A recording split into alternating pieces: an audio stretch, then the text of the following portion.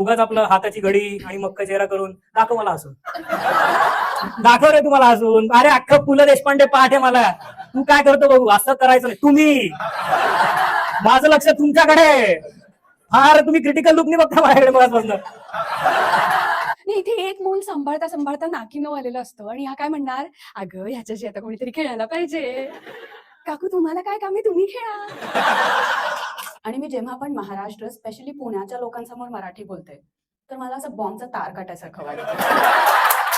सूर्य कुठे उगवतो ते काय मला आठवेना.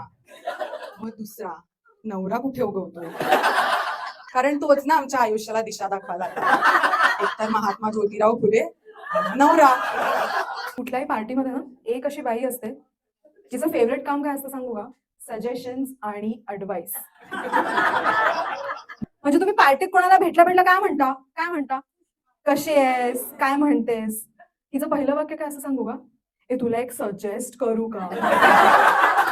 हा माणूस, याला कुठला डोंगर दिसला ना त्याच्या मनात पहिला येतं, हा मी कसा चढू.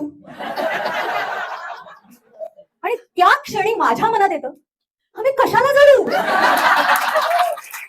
पण हा ट्रम्प उठसूट सगळ्या गोष्टींवरती काय टॅरिफ लावतोय.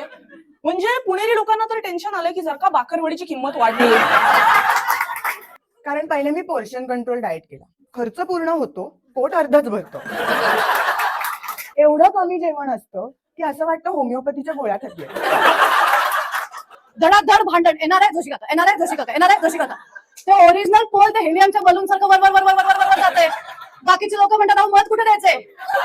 जोशी काका म्हणतात वर बघा आम्ही खाली भांडतोय. दिल खोल के हंसेगा, पेट धर के, लाफ्टर थेरपी. तुम्ही पैसे भरलेत वसूल करा.